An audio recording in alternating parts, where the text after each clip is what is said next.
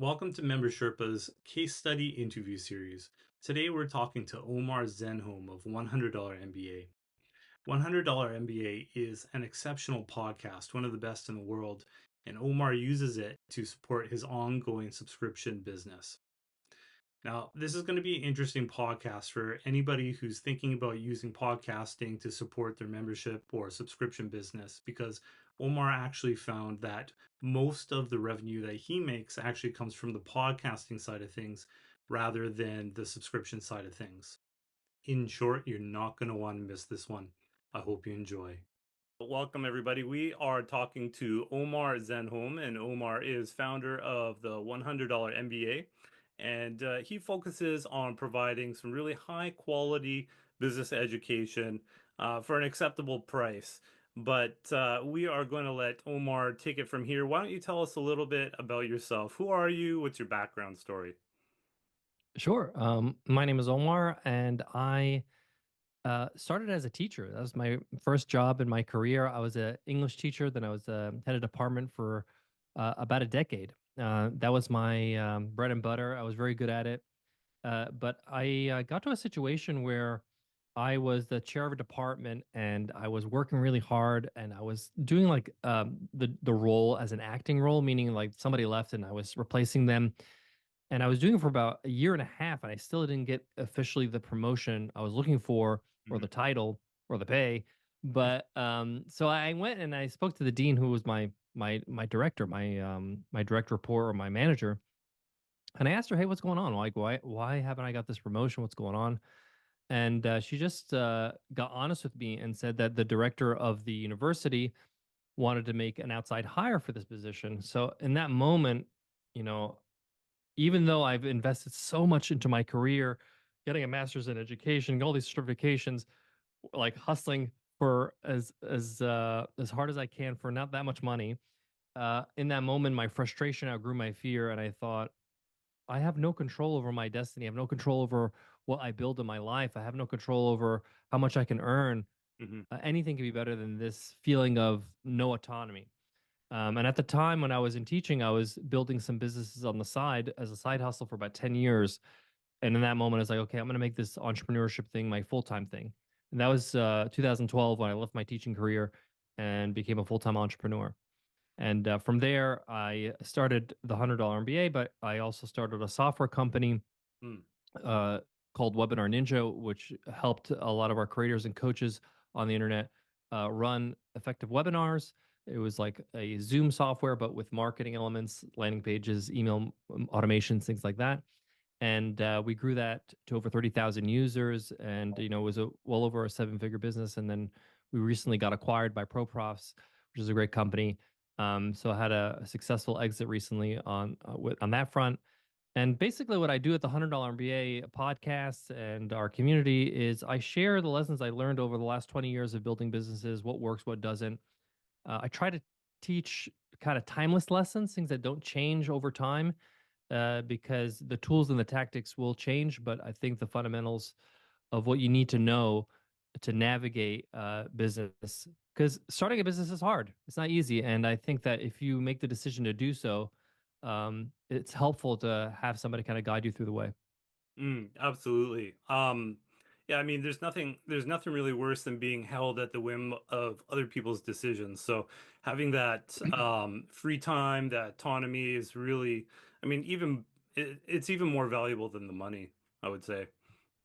Yeah. And when I was in teaching, one of the things I noticed is you get into a routine when you're in a job. You Right. get up in the morning, you get ready, you go to work, you do whatever is on your to-do list. For me, was this is my teaching schedule. This is the room I have to be in. This is the curriculum I have to teach. This is the book I have to teach out of. These are the students I got to teach. It was very prescriptive, and you just kind of get in the habit of doing the same thing over and over, and you never actually grow. You don't even have time to think. You don't have time to actually wonder, is this what I should be doing? Is this a Right. good idea? Am I actually adding value to others and in my life? And I wasn't teaching, and I did feel like I was contributing to society and helping people, but I felt like I didn't really have the ability to express myself, to really break out of the mold of, you know, um, doing a task that is prescribed to me. So somebody told me that this is the way you're supposed to do it. This is what you're supposed to be teaching, and I just had to say yes to that and do it. And at the end of the day, I wanted to kind of make those decisions and really have the freedom to put what I want to put out in the world. Now, obviously that sounds great, but that is also entails a lot of work. You know, like a lot of Yeah. us, we go to a job, we go to an office, a lot of things that we take for granted, like simple as like having a desk. You know, like somebody's got to buy that desk, somebody's got to buy that telephone, somebody's got Yeah. to you make sure you get paid, and they got to make sure that there's customers through the door or whatever it is. Right. The flip side is that if you are starting business and it's profitable and everything's firing on all cylinders, you have the chance to help a lot more people and maybe in a more tailored way, and then make a lot more money while you're doing it. So it's kind of the best of all, both worlds, anyways. Um, so in terms of $100 MBA, how did you get the idea to start it? Like, why That's a that good particular question. business? Yeah. So when I started the $100 MBA, it was in around 2013. I was leaving my teaching job. I felt a tremendous amount of imposter syndrome because I felt like I was a teacher all my life. I didn't see any examples of other teachers becoming successful at business. I Mhm. thought that in order for me to be good at business, I need to get a business degree or go get an MBA. And I actually tried that. Didn't work out. Realized it's super expensive. Yeah. And it's really, if you go to business school, it's really an exercise to get a good job at like Morgan Stanley or some bank, Right. and it's not really preparing you for entrepreneurship.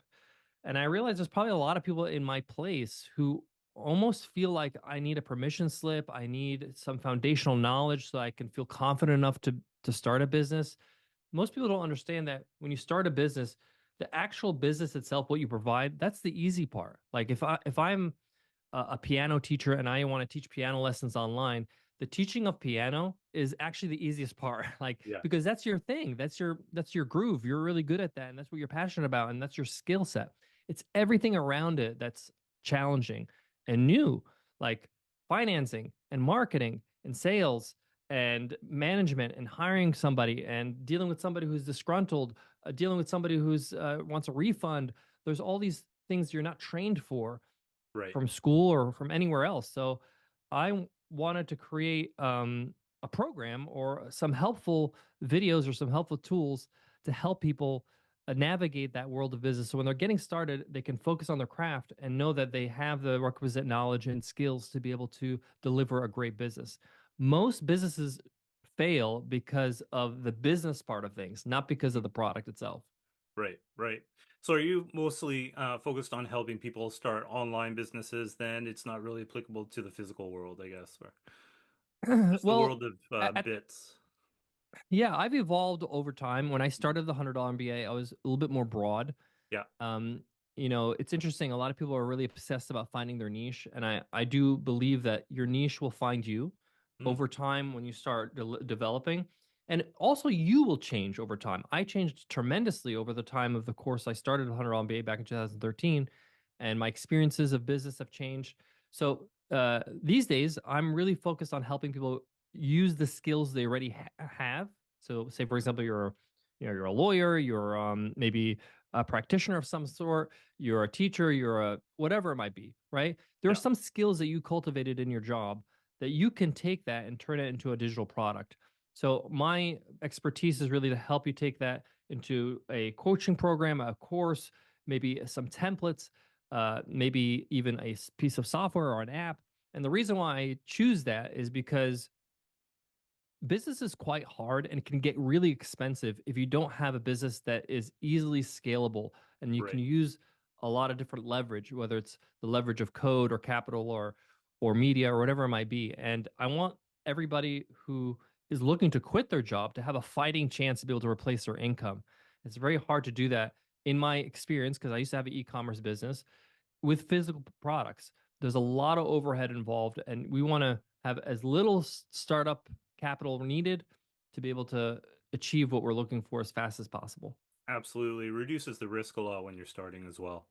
Um, So, on that note, we're talking about challenges in starting and scaling.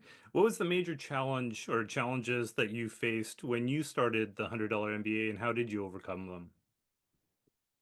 Yeah, I think the biggest challenge for any business that requires any form of creativity. So, like, I am teaching online videos. I'm teaching on the podcast. We have over 2,500 business lessons for free on our podcast. Hmm. Yes, it is information, but there is an element of performance. I have to be on. I have to mean what I say and have some sort of enthusiasm, right? I can't just be Right. on this video, for example, or on this podcast episode and just talk like I talk when I'm on dinner, like pass the greens. I have to actually make some effort. So Hmm. when you're in that kind of business, it's not a good place to be in a sense of desperation or a sense of I need to this to make money now, right? So one of the things that I what we did at the $100 MBA is that when we launched the podcast, we really focused on the quality of the show and the content of the show as much as possible, and didn't really worry about monetizing. A lot of people were so worried about monetizing, but if you don't have anything worth monetizing, you're kind of spinning your wheels. So we actually published over 300 episodes before we were able to start securing sponsors. And then once, and that's the better position to be in is actually for the business to chase you. So the sponsors to come after us in this example. And from that turned into a partnership. And then we joined SiriusXM, and now that is not an issue. We're able to kind of sell sponsorships, and the the podcast alone is a seven-figure business. But it's that initial commitment that was really challenging of saying, I have to put in all this time and effort in hopes that this is going to be successful and I'm creating something great for our audience. I'm not going to get any monetary reward for this. I mean, we literally had to say no to any clients that we had and just really try to our best to focus on this. It's almost like, creating an album as a musician and hoping that when it goes out in the world, people are going to love it and they're going to buy my album, right? Yeah. And if it could flop. Right.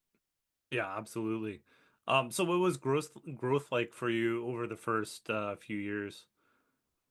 Yeah, there were a few inflection points that helped us grow and reach our audience. I would say probably the biggest inflection point in the beginning for us was 6 months after we started the show. We started in August, and then in December, every year Apple selects about a dozen podcasts as like the best of Apple podcasts that year. Hmm. It's like winning an Oscar in podcasting, and we won it in 2014, which was so shocking for me because I was so focused on just had my head down producing the show. And I didn't realize the show was getting recognized by people that are in the industry. We wanted the same year Serial did and Startup, and it was so hard for me to believe that my cover art of my podcast is sharing pixels with these giants. Right. But that really helped us get a lot of exposure because it was on the homepage of Apple for a very long time, a few months, and that got us a lot of audience. But the thing about podcasting is you can't rest on your laurels. As much as you grow your audience, as much as you get new listeners, you lose listeners. You get people Mhm. that just maybe are not interested in this topic anymore, or they graduate from this topic. A lot of people forget that not everybody's going to stay the same all the time. So for example, if you teach people how to renovate their house, once they've renovated their house and they don't have any more houses to renovate, they're not going to listen to your content anymore. Like that's it. They've graduated, and that's okay because there'll be more people that will come in. So you have to be. I was very mindful of the fact that we had to continue to find new audience members. And so when we started to monetize the show and start to make some money, we really reinvested in advertising and growing the show. So that was kind of a good kind of cycle to get into and realize that it's not going to grow by itself. You're going to have to put some effort behind it. So is advertising your number one strategy for growing the show then? Or I what would say the specific number one strategy? strategy is to have a great show. That's because that's the bottom line. Why does anybody watch Breaking Bad? Yeah. Because they've heard it from their friends. This is a great show. You can't miss this show, right? Or a great, I just watched Coldplay perform in Sydney, and it was an incredible show. And why did I go to that show? Well, because I've listened to their music for years, and I've heard that their live shows are incredible, right? You can't miss it. Somebody told me like figure it out. Get a take it that secondhand, do something, but this is, and I took action and did it. Right. So that doesn't happen if Coldplay is an amateur act. Right. Right. So that's kind of the number one growth hack is like every time you get in front of the podcast or get in front of your YouTube channel, whatever it is, how can I make my next episode be better than the last? What can I improve? Hmm. Maybe it's my delivery. Maybe it's my script. Maybe it's how I present myself on the mic. Maybe it's how pronounce certain words or how I use my voice as my instrument to make sure that people are engaged. Maybe it's in the edit, whatever it is. The point here is that what small thing can I do to improve every time? So that's the number one hack is just like, to be honest with you, I'll share a little story.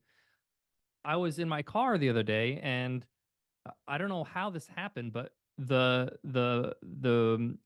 podcast player that's on my screen looped to the first episode of the $100 MBA. I couldn't even bear to listen to 1 minute of it. It was so cringeworthy. I was like, how do you shut this thing off? Mute, get this. I can't listen to the first 100 episodes. But they say if you don't have cringeworthy work, then you started too late. You need to put it out there and make it real. So that's hack number one. Hack number two is understanding. I don't even call it hack, but it's like strategy number one. But the second thing I would really focus on is if you have a great product and no one knows about it, that's a Hmm. problem. You Right. you you're only so much you could do with word of mouth, but you got to push the boulder a little bit down the hill to get some momentum. So if there's any way that you can get the word out about your podcast, one way is advertising, but another way is just being a guest on other podcasts like I'm doing right now, or attending events, meetups, going to conferences that are around podcasting, sponsoring other people's newsletters or guest I used to do guest posts all the time. And these guest posts still get me traffic and still get me listeners where I guest post in an area or a niche that's underserved. So for Hmm. example, I noticed that there's a great blog called Digital Photography School, and it's all about how to go pro as a photographer. And there's all these great articles on like equipment and how to, frame your shop properly and how to create a cinematic experience for your clients. But they don't really talk about the business of photography, like how to get a client, right? How to work on your website and have a portfolio page or whatever it might be. So I reached out to them and said, hey, uh, I I didn't say to them, hey, I want to write for your blog. Can you let me write for your blog? I wrote the whole blog post, 2,500 words, images, everything. And I said, attached is a blog post that I think would be awesome for your readers. And at the bottom of the blog post, I said, hey, if you made it this far, you must be serious about becoming a pro photographer. If you want to learn more business lessons, we have them for free on our podcast. Click here. And this is a lot of work, right? It's Hmm. a lot of work to do. And a lot of people said, well, what if they don't publish it? Great. I'll just publish it on my own blog. It's okay. Not a waste of time or effort. But it's these little things that we did. One of the things I would also say is that a lot of people are not used to talking about what they do, whether it's their business or a podcast or a YouTube channel or a creative endeavor they're doing. Hmm. You need to get used to talking to strangers and being succinct about your message, making sure that it makes sense to them. And one of the exercises that Nicole's my wife and business partner, and this is early days. This is the first few months of the podcast. We just went to a beach, filled up our cooler with sodas from the supermarket, soft drinks, and we just put up a whiteboard that was from our office that said free cold drinks for iTunes love. Back then, podcasts were on iTunes, and we just basically gave out free soft drinks and talked about our podcast. Say, hey, do you listen to podcasts? No, what is that? Oh, it's a podcast. It's a thing where you can listen to and learn. It's free. Give me your phone. Let me show where it is. And I'd get them to search the podcast. They would subscribe to it. I said, listen to a few episodes. If you like it, give us a review. And the whole exercise is like, okay, we spoke to about like 200 people. Maybe we got 100 subscribes. It's not a big feat here, Right. but the whole exercise was great for us to get comfortable talking about what we do. And most of us don't do that enough. Absolutely. That's a really interesting way to market your podcast, especially originally. That first 100 must have give you some traction initially as well. Yeah, And 100%. now, if you look back, say, let's look back a little bit. You were talking about how your player went back to the first episode and was really cringeworthy. So, what specific things did you really have to focus on improving in, say, the first 100 episodes? What were, the specific details? Was it, background lighting? Mm. Was it your ums and ahs? I know I got a problem with that. What did you have to fix? The best way to look at this is ask yourself, who's the best in the game and what do they do to get to that point? How do they become the best? So, Hmm. for example, podcasting is something that has become very approachable to people. Anybody can start a podcast, Right. but that's why the average person doesn't sound so great because they didn't really put into work in it. But if you look at somebody like Howard Stern or even like somebody like Dave Ramsey, who's been on the radio forever, they are part of the media. They see themselves as media personalities. They don't see themselves as somebody who's putting something together so they can get some more traffic to their website. They are trained. They had voice lessons. They've taken public speaking lessons. They know how to present. They know how to pause. They know how to do an ad read. They're media ready. When they're interviewed, they know how to talk about their brand and their podcast and what they do. They know how to introduce a guest. They know how to not to interrupt somebody when they're interviewing. The the reason why they know this is because they invested in themselves. So one of the first things I know realize is if I'm going to get better, I got to sound better on the mic. My voice is horrible. I'm breathing all over it. I don't know how to time my beats, and that way I'm not out of breath.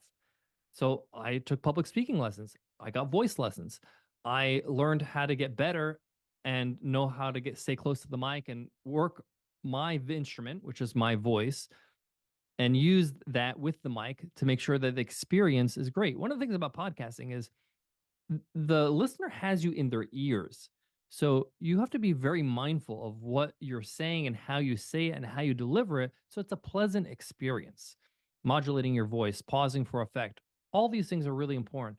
So it's you're going to put the effort. You're going to do this. You might as well just do it right. You might as Hmm. well put in the effort and try to get better and invest in that. A lot of us we just say, "Oh, I'm just going to wing it. I'm just going to go off script, or I'm not going to write a script, or I'm not going to have any bullet points, or I'm going to."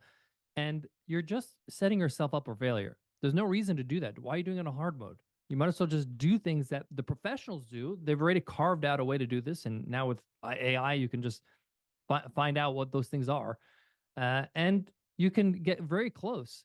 The good news about all of this is that the bar is extremely low. So if you make a little bit of effort to improve, you're going to stand out.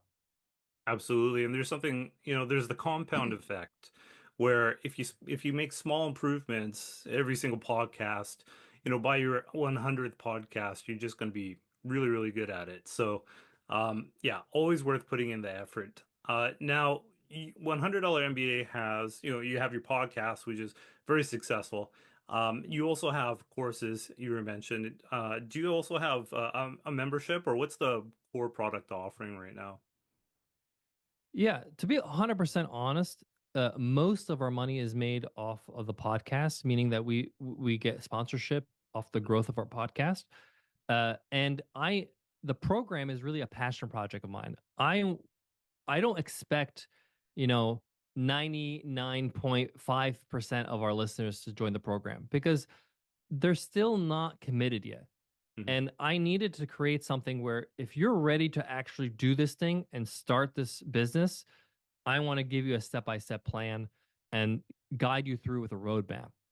And that's what the program is. And the program really it's $100 a month. We do have annual deals and all that kind of stuff, but it's not a moneymaker. I'm not trying to make money here. I'm just trying to have enough skin in the game for them to actually show up and do the work. And I have found that when I invest financially in something, I take it more seriously. I get better results just purely because I want to justify my purchase, right?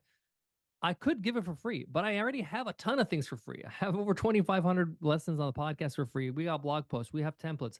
I literally share all the templates I use in my own business, like my profit and loss sheet. There's a template for that. You can just go to our website and get it.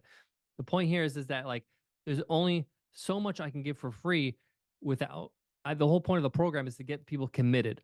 So we just want people to go through a kind of sequential program depending on where they are, and the program is split into kind of three levels, which is start, grow, and scale.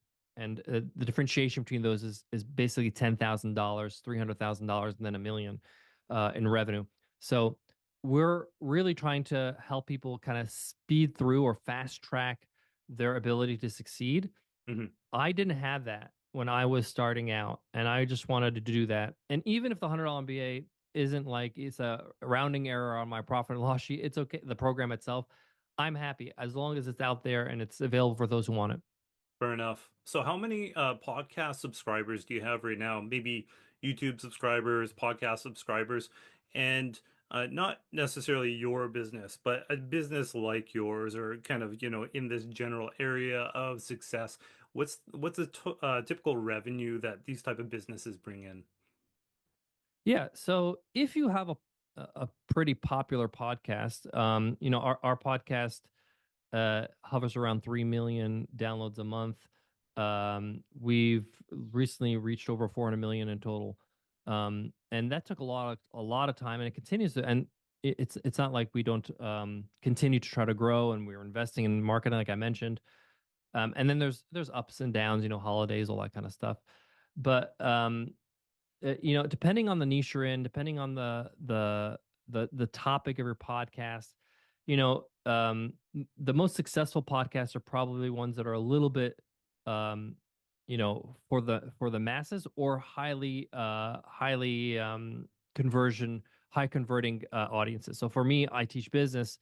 This is gold for companies like Google and Apple and all these business tools and Stripe, and they want to advertise on my podcast because they know that listeners that are listening to this and they're starting their business, they might as well start with one of their tools and they're kind of their customer for life.